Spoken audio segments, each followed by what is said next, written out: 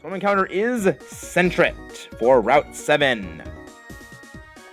This thing is decently fast, at least it's a little slower than Plusleminen, but like them, it just has really low offensive and defensive stats.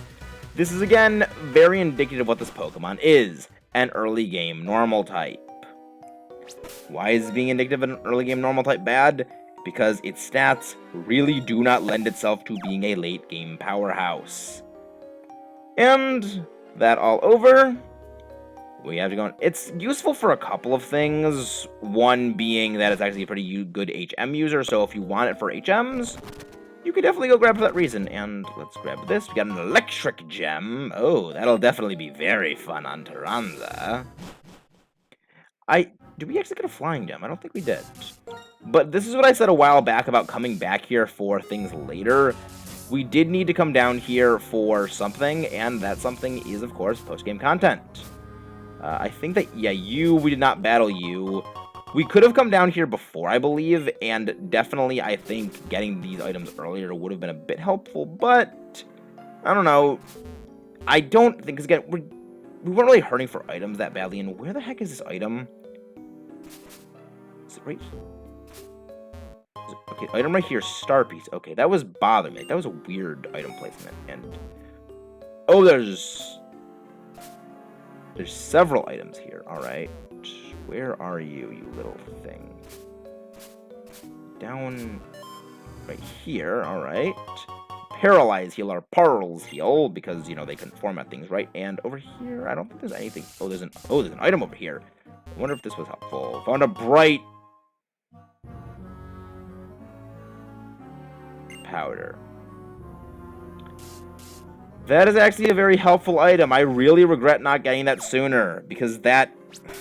I actually kind of would have liked that item. I'm stupid. I was actually kind of wondering if that item was even in the main story, because that's a really, really just, in some cases, just broken item, because it's a lot like the full incense in that. In Rare Candy, okay, I really regret not coming over here before. But let's just talk to this guy. You know, there's a joke I can make about this guy's name, but I just really don't feel like it, because I feel it's overdone as is, and also because that fandom is kind of dead now. Or at least it feels like it's kind of dead right now. Living Stellia City, here in the Chargestone Cave, gets us tested your ability. Once more, we will test you to learn what you are. Team Plasma, come out! And 2 Team Plasma Grunts. Birds of the 7 Sages, I will bring this kid down.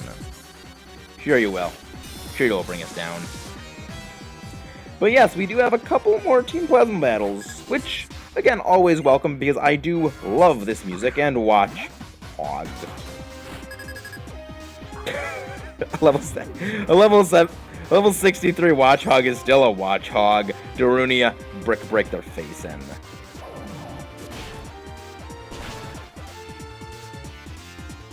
That is what I like seeing. That is what I like seeing. And he grew a level, nice. Even now, it's still nothing but then Scrafty, hey. I don't know, I guess I kind of can respect using a Scrafty. I like this. I like the Pokemon. It's a good one. And as soon as we take down Baronius, and wow, you actually did that really well.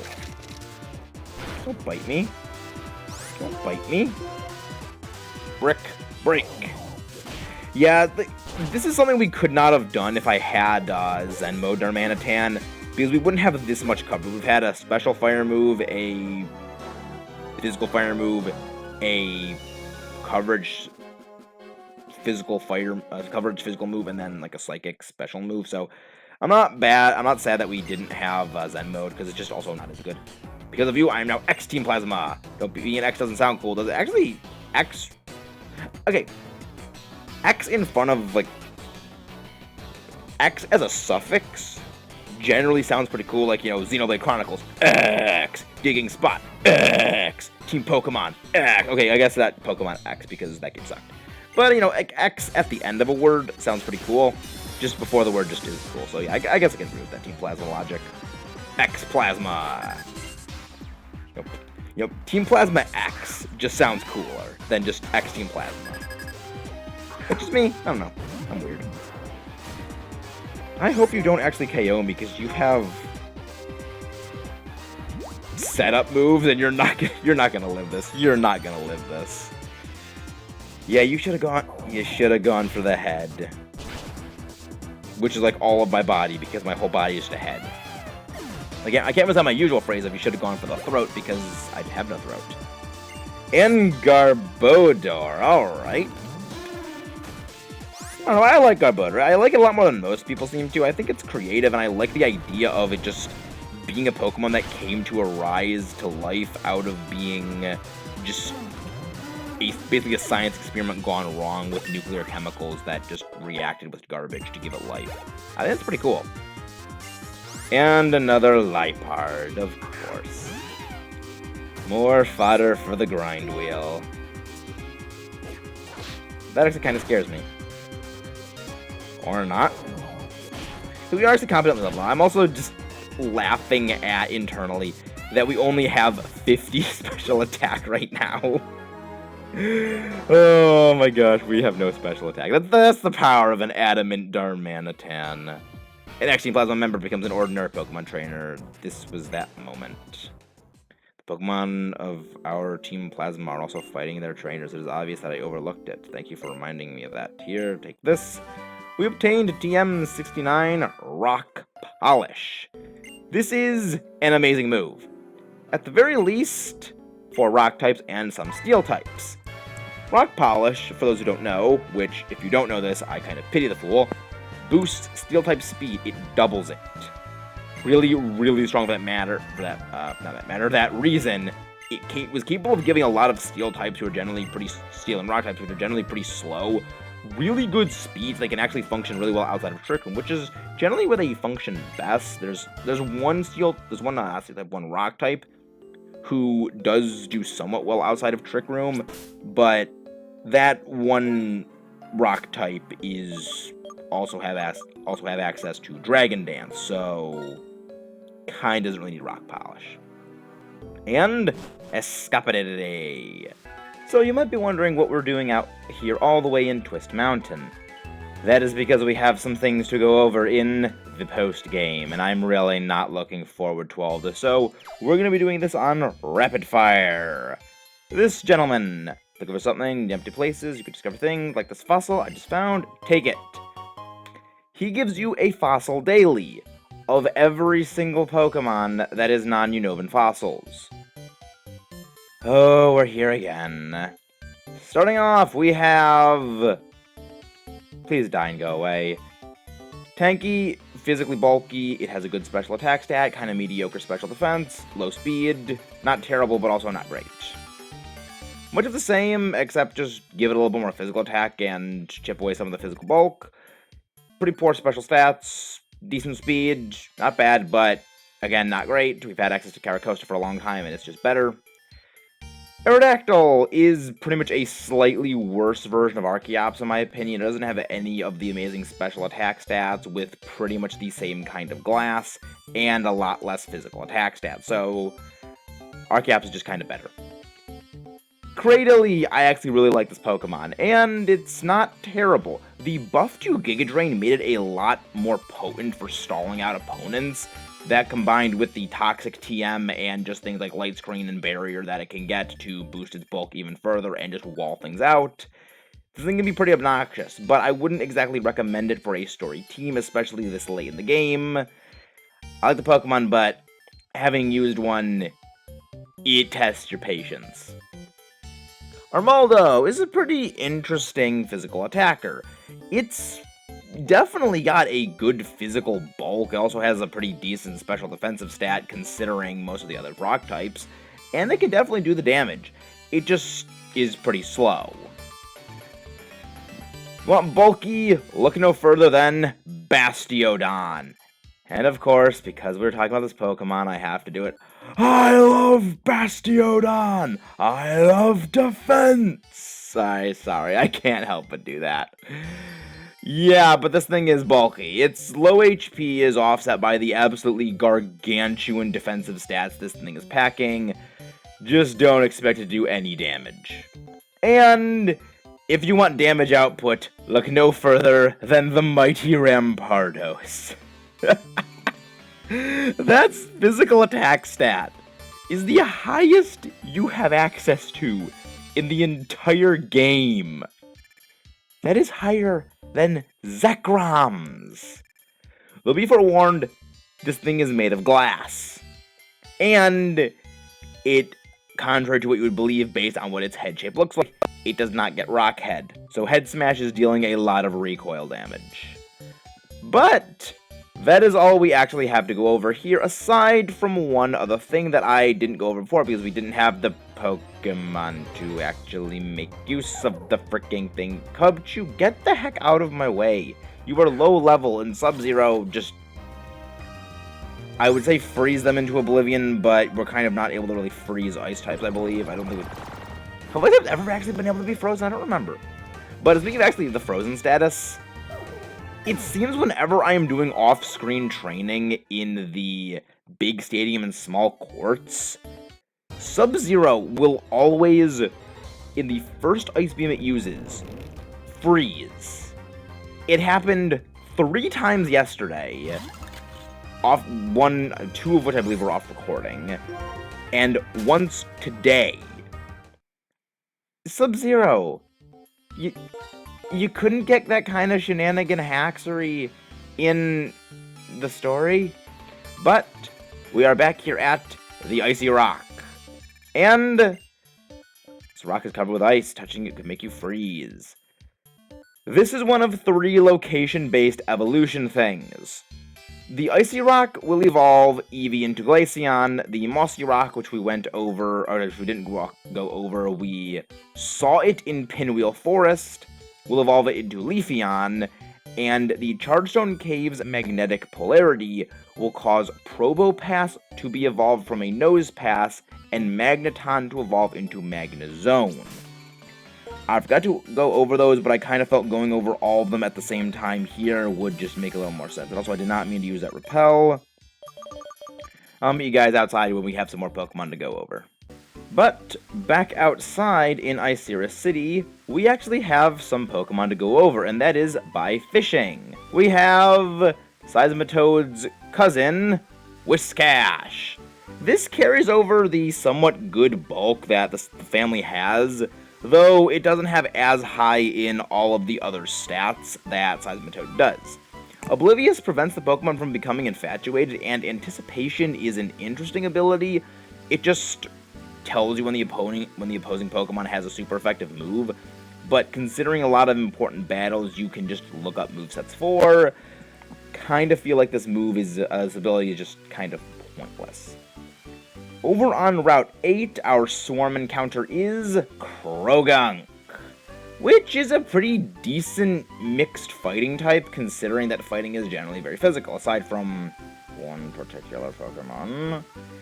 But it gets access to Nasty Plot, so its good special attacks like Dark Pulse and Sludge Bomb can actually be very powerful. It's not exactly quick, and it's not exactly bulky either, but Dry Skin is an interesting ability in that when you are hit by a water-type move, you will actually restore HP, and in Rain, you can also restore HP as well every turn, pretty much like a Spare Leftovers.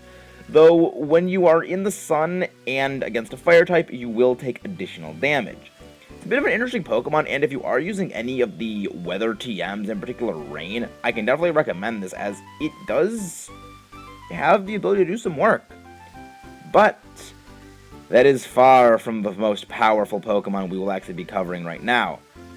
If you would be so kind as to head north and bring out your mighty fishing rod, and you start fishing, you can encounter one of the strongest Pokemon you can find in the post-game of Unova.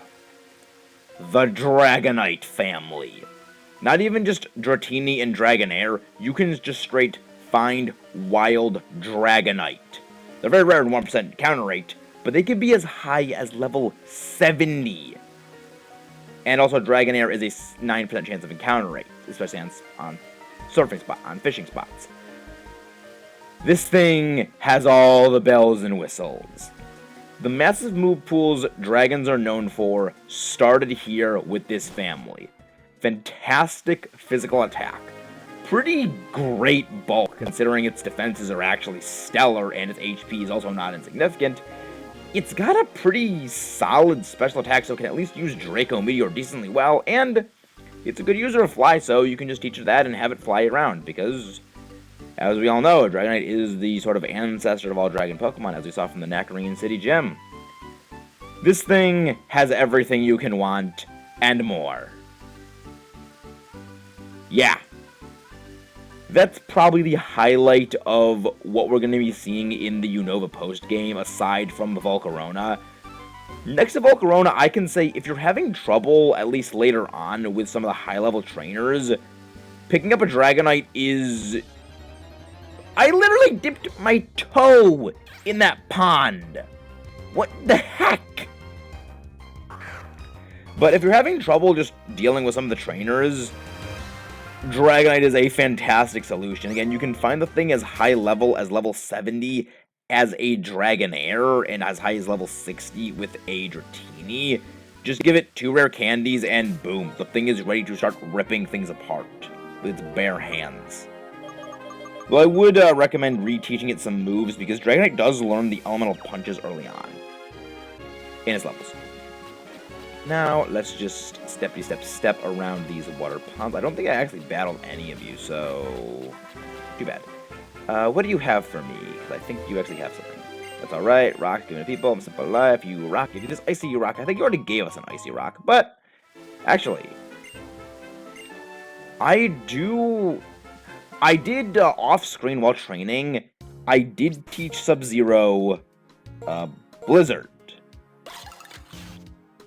I should probably go restore that. But yes, I did teach him Blizzard. So I was thinking about giving him the Icy Rock, because we will also have Ice Body to restore HP. But I just thought I kind of prefer the Never Melt Ice. But, it's not here. Maybe it's a different time on the weekend? Alright, well... Okay, that's a little awkward. But, contrary to its name, there is nothing in the Moor of Iciris. So, let's cross the Two-Blind Bridge and head over into Route 9. For this next area, I would actually recommend you head to Opelousas City and pick up a Pokemon that knows Flash and another one that knows Surf. Or if you can get something that knows both, like a Lantern, use that. I do not, however, have a Pokemon capable of learning both of those moves because I have been lazy, so we'll just be getting out both Isoar and, actually, I don't even... We didn't nickname Panpour. I just realized that. Oh, we have Water Wings. I just bring Water Wings. Let's see, going forward, I definitely don't think Terrans is going to be needed. You deserve a new spot, Volcarona. And you know Flash, so we're heading into a cave. Let's see how, are you? So let's see what everyone's levels. Yeah, I kind of, no. I think I actually want David for this. If we wanted to rock types, I actually want something that's just not extra. And also, if we wanted to water types, I want that. He pretty much is our only answer to water ground types. But on Route 9, there are actually 2 different swarms. For those of you unlucky enough to be playing Pokemon White version, you get Mightyena. Intimidate's a good ability, just not on a bad Pokemon. Mediocre everything. Intimidate can't fix bad stats. It's a fantastic ability, and there's Pokemon that have done very well with it, but those Pokemon are generally a lot better in other places. For those of you who are to be playing Black version, you get the mighty Houndoom. This thing is not bulky, but it doesn't need to be bulky when this thing actually has pretty decent mixed stats.